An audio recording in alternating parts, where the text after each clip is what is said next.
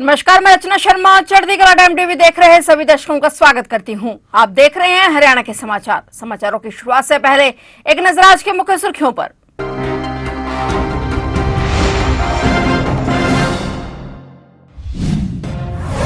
हरियाणा के पशुपालकों को सीएम नायब सैनी ने दी सौगात। सीएम नायब सैनी ने कर दिया बड़ा ऐलान। परियोजना पर 4 करोड़ 67 लाख रुपए का खर्च आया। ज्योति मल्होत्रा की आज कोर्ट में पेशी। रिमांड के दौरान हुए कई खुलासे। ज्योति के मोबाइल की मिली डिलीट डाटा रिपोर्ट।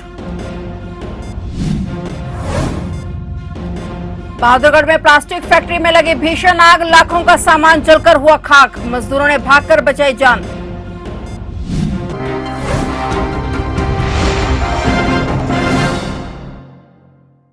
और अब समाचार विस्तार से। आज मुख्यमंत्री नायब सिंह सैनी कुरुक्षेत्र के गांव लाडवा के दौरे पर आए और इस दौरान सीएम नायब सैनी ने लाडवा में कई परियोजनाओं का उद्घाटन और शिलान्यास किया। सीएम नायब सैनी ने 11 करोड़ 81 लाख की लागत से 12 प्रोजेक्ट का उद्घाटन किया। इस दौरान मुख्यमंत्री नायब सिंह सैनी ने हरियाणा के पशुपालकों को भी बड़ी सौगात दी है। सीएम सैनी ने कहा कि वर्तमान समय में पशुपालकों को कई चुनौतियों का सामना करना पड़ रहा है। उन्होंने कहा कि हमारे डॉक्टर पशुओं का इलाज करने के लिए प्रतिबद्ध हैं, क्योंकि दुधारू पशुओं की कीमत लाखों में है। पशुओं में बीमारी मिलना पशुपालन में बड़ी चुनौती साबित हो सकता है। सीएम ने कहा कि प्रदेश का 7वां पशु पॉलीक्लिनिक कुरुक्षेत्र में खुला है और इसी के साथ हरियाणा में 6 राजकीय पशु चिकित्सालय हो गए हैं। यह नया पशु चिकित्सालय पशुपालन को बढ़ावा देगा। मुख्यमंत्री नायब सिंह सैनी ने कहा कि हरियाणा सरकार गोपालन पर किसानों को 30,000 की सब्सिडी देती है। हमने गौशाला का बजट भी बढ़ाया है। गौशाला का बजट 2 करोड़ से बढ़कर 515 करोड़ रुपए किया गया है। जो दूध का उत्पादन करता है, जो जर्नल समाज से है, हमारा किसान है, उसको हम उसका 5% देते हैं और ऐसी समाज से जो इसका उत्पादन करता है उसको हम 10% इसका सेस के रूप में अलग से देते हैं ताकि उसकी इनकम बढ़े। मुझे ये भी खुशी है कि मुख्यमंत्री दुग्ध उत्पादन प्रोत्साहन योजना के तहत हमने दुग्ध उत्पादकों को अप्रैल से सितंबर जो 2024 के दौरान, जिसकी मैंने अभी जिक्र किया है कि हम 5 रुपए लीटर के हिसाब से देते हैं और जो गरीब परिवार है उनको 10 रुपए प्रति लीटर के हिसाब से उनको सहायता वो सरकार की तरफ से दी जाती है। मुझे ये भी खुशी है कि जो हमारी सहकारी दुग्ध उत्पादक समितियों ने के दूध उत्पादकों के 80% से अधिक अंक जिन बच्चों ने 10वीं में लिए हैं, ऐसे बच्चों को हम इन सहकारी समितियों के माध्यम से 2100 रुपया और 5100 रुपए की छात्रवृत्ति देने का काम भी ये हमारी सरकार करती है। मुझे ये भी खुशी है कि हमने सहकारी दुग्ध उत्पादक समितियों के दुग्ध उत्पादकों का 10 लाख रुपए का दुर्घटना बीमा ये भी हमने करवाया है ताकि कोई दिक्कत, कोई समस्या उनको ना आए, परिवार को ना आए। अब तक कुल 78 बीमा दावों के लिए जिन्होंने अप्लाई किया था उनको हमने 4 करोड़ 40 लाख रुपए का भुगतान इसकी एवज में किया है। और मुझे ये भी खुशी है कि हमने हरियाणा प्रदेश के अंदर राज्य के पशुपालकों को आर्थिक सुरक्षा प्रदान करने के लिए हमने एक योजना पंडित दीनदयाल उपाध्याय सामूहिक पशुधन बीमा योजना के अंतर्गत बड़े पशु की दूध उत्पादन क्षमता अनुसार 100 रुपए से लेकर के 300 रुपए तक छोटे पशु जैसे भेड़, बकरी, सूअर इत्यादि के लिए 25 रुपए प्रति पशु के प्रीमियम पर बीमा किया गया है। हमने, क्योंकि जैसा पशु के भाव ज्यादा बढ़ रहे हैं तो उसके लिए हमने योजना चला करके कि उसके ऊपर दबाव न पड़े, आप अपने पशुओं का 100 रुपए और बड़े पशु का 300 रुपए का प्रीमियम दे करके आप बीमा करा सकते हैं। अगर कोई दुर्घटना पशु के साथ हो जाती है तो बीमा कंपनी उसको पूरा मुआवजा देने का काम करती है।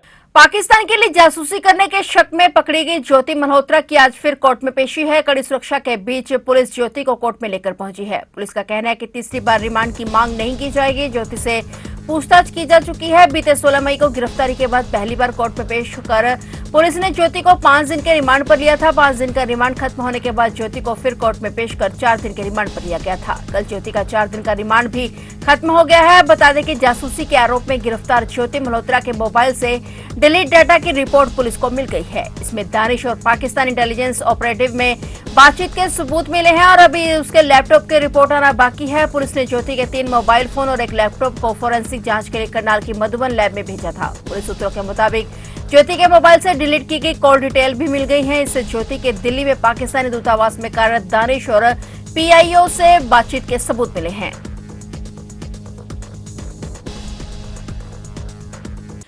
बहादुरगढ़ के आधुनिक औद्योगिक क्षेत्र की कनक प्लास्टिक फैक्ट्री में भीषण आग लग गई। आग लगने का कारण तो स्पष्ट नहीं हो पाए हैं, लेकिन आग में फैक्ट्री का लाखों का सामान जलकर राख हो गया। फैक्ट्री का एक शेड भी आग की चपेट में और तपिश में धराशायी हो गया और आग सुबह करीब 8:15 बजे के आसपास लगी। उस समय फैक्ट्री में काम करने वाले कर्मचारियों का आना शुरू ही हुआ था कि आग लगने के बाद सभी मजदूर बाहर निकाले गए और फैक्ट्री से काफी मात्रा में ज्वलनशील पदार्थों के ड्रम भी निकालने में कामयाब रहे। फैक्ट्री में जूता उत्पाद बनाए जाते हैं और जिसमें काफी केमिकल इस्तेमाल होता है, जिसके कारण आग काफी भड़क गई और फायर ब्रिगेड की गाड़ियां भी आग की सूचना पर तुरंत मौके पर पहुंची और आग पर काबू पाने का काम शुरू किया गया। आग बुझाने के लिए जज्जर और रोहतक से भी फायर ब्रिगेड की गाड़ियां बुलाई गई। गनीमत रही कि इस भयंकर आग में किसी की जान का नुकसान नहीं हुआ, लेकिन फैक्ट्री का लाखों का सामान जलकर खाक हो गया, जिसमें फैक्ट्री मालिकों को भारी नुकसान हुआ है। महेंद्रगढ़ शहर के राव तुलाराम चौक पर आज निजी स्कूल बस की हरियाणा रोडवेज की बस से टक्कर हो गई। इस हादसे में 4 स्कूली छात्र घायल हो गए। घायलों के इलाज के लिए नागरिक अस्पताल महेंद्रगढ़ में भर्ती कराया गया है। जानकारी के मुताबिक यह दुर्घटना उस समय हुई जब निजी स्कूल की बस बच्चों को लेकर दादरी रूट से स्कूल की ओर जा रही थी और जैसे ही बस राव तुलाराम चौक के पास पहुंची तभी महेंद्रगढ़ बस स्टैंड की ओर से आ रही हरियाणा रोडवेज की बस ने सामने से टक्कर मार दी। टक्कर इतनी जोरदार थी कि स्कूल बस आगे से आ रही टायरों से भरी ट्रैक्टर ट्रॉली से भी जा टकराई। इस हादसे में निजी स्कूल के 4 छात्रों को चोटें आई हैं। स्थानीय लोगों और पुलिस ने तुरंत मौके पर पहुंचकर सभी घायलों को नागरिक अस्पताल महेंद्रगढ़ पहुंचाया, जहां प्राथमिक उपचार के बाद उन्हें घर भेज दिया गया। वहीं घटना की सूचना मिलते ही स्कूल प्रबंधन समिति के सदस्य भी मौके पर पहुंचे।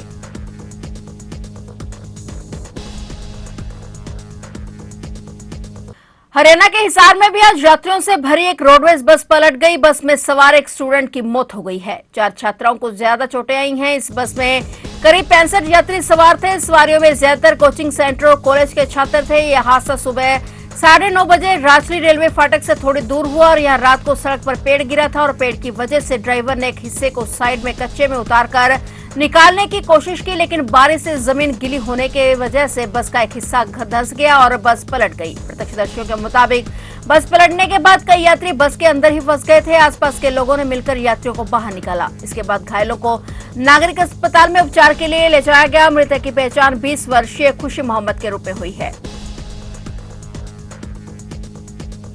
कैथल स्वास्थ्य विभाग की यह सक्रियता रणनीति न केवल कोरोना बल्कि भविष्य में किसी भी प्रकार के संक्रामक रोग के प्रकोप से निपटने में एक मॉडल का काम कर सकती है। यह दर्शाता है कि जिला प्रशासन और स्वास्थ्य विभाग सार्वजनिक स्वास्थ्य को सर्वोच्च प्राथमिकता दे रहे हैं। ऑक्सीजन प्लांट की आत्मनिर्भरता, आईसीयू बेड की उपलब्धता और प्रशिक्षित मानव संसाधन न केवल कोरोना बल्कि अन्य गंभीर बीमारियों के मरीजों के लिए भी एक मजबूत स्वास्थ्य कवच प्रदान करेंगे। हालांकि अभी कैथल में कोरोना का कोई भी मामला सामने नहीं आया है, जो एक राहत की बात है, लेकिन गुरुग्राम और फरीदाबाद में बढ़ते मामले एक चेतावनी है कि हमें निश्चिंत नहीं बैठना चाहिए। ये जानकारी वहां के डॉक्टर सचिन ने दी है।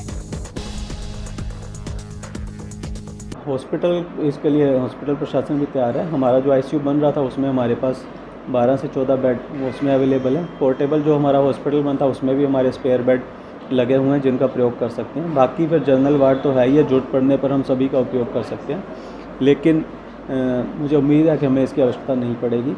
हम लोग इसको, लेकिन हम एहतियात बरतेंगे, इसको जरूर हटाएंगे और ईश्वर से भी यही प्रार्थना है कि हमें किसी भी गंभीर स्थिति से सामना करने की जरूरत ना पड़े। जो बाहर विदेशों से आ रहे हैं, क्या उनकी भी जांच की जा रही है?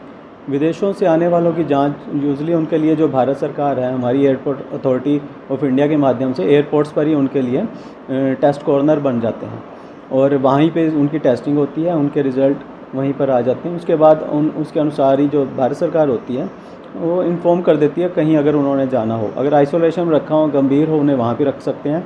वहीं के हमारे जो हमारे एनसीआर के या एयरपोर्ट के आसपास के जो हमारे मेट्रो सिटीज़ होते हैं उनमें बने होते हैं। अगर कोई अपने डिस्ट्रिक्ट होम डिस्ट्रिक्ट में या कहीं और जाना चाहे तो उसको वहाँ भेज देते हैं। पहले भी सरकार उनको करती थी और लोकल स्वास्थ्य जो अथॉरिटीज़ होती थी, हेल्थ अथॉरिटीज़ को इन्फॉर्म कर देती थी उस बारे में, और उसके बारे में आगे उसको टेकअप हेल्थ अथॉरिटीज़ द्वारा कर लिया जाता था। तो उसकी टेस्टिंग करो, वो कहाँ से आया है, उसके कॉन्टैक्ट्स में कौन कौन है, उनकी जांच कर ली जाए। उन्हीं सारे स्वास्थ्य निर्देशों का सरकार इस बार भी जरूर निर्देश जारी कर देगी। उन्हीं सारे गाइडलाइंस का, नॉर्म्स का, जो भी गाइडलाइन सरकार द्वारा होगी उनका पालन किया जाएगा।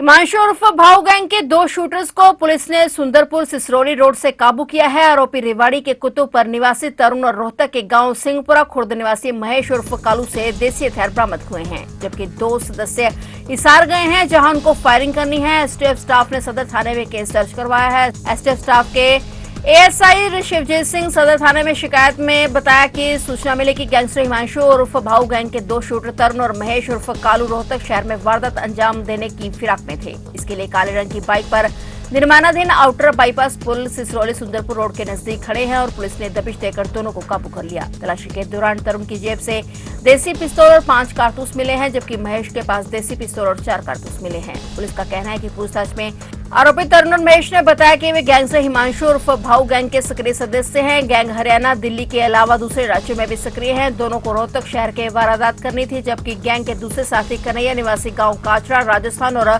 मोहम्मद जुनैद फारूकी निवासी नागौर राजस्थान को हिसार शहर में दहशत फैलाने के लिए गोलियां चलाने के लिए कहा गया था। जुलाना क्षेत्र के करेला गांव के पास सुंदर ब्रांच नहर में 3 किशोर रविवार को शाम को करीब 6 बजे नहाने के लिए गए थे। किशोर नहर में डूब गया और सूचना पाकर ग्रामीण और जुलाना पुलिस मौके पर पहुंचे और तलाश में जुट गई। जानकारी के मुताबिक जमोला गांव निवासी 11 वर्षीय अंकित, 10 वर्षीय अनमोल और 11 वर्षीय वंश रविवार को शाम को 6 बजे नहाने के लिए करेला गांव के पास सुंदर ब्रांच नहर के पुल पर गए थे और तीनों ने नहाने के लिए नहर में छलांग लगा दी थी। तीनों को तैरना नहीं आता था। घटना को देख रहे लोगों ने तुरंत नहर से छलांग लगाकर जमोला गांव निवासी वंश और अनमोल को बाहर निकाला, लेकिन अंकित का पता नहीं लगा। लगभग 14 घंटे चले सर्च ऑपरेशन के बाद बच्चे अंकित का शव मिला और अंकित 2 बहनों का इकलौता भाई था। पुलिस को सूचना मिली थी कि एक किशोर सुंदर ब्रांच नहर में डूब गया है। सूचना मिलते ही जुलाना पुलिस मौके पर पहुंची और पुलिस और ग्रामीण लगातार सर्च अभियान चलाए हुए थे। लगभग 14 घंटे के बाद सर्च ऑपरेशन के बाद बच्चे का शव मिला और शव को जींद के सामान्य अस्पताल में भिजवा दिया गया है। फिलहाल हरियाणा के समाचारों में इतना ही और नए समाचारों के साथ फिर से हाजिर होंगे। तब तक के लिए देखते रहिए चढ़ती कला टाइम टीवी।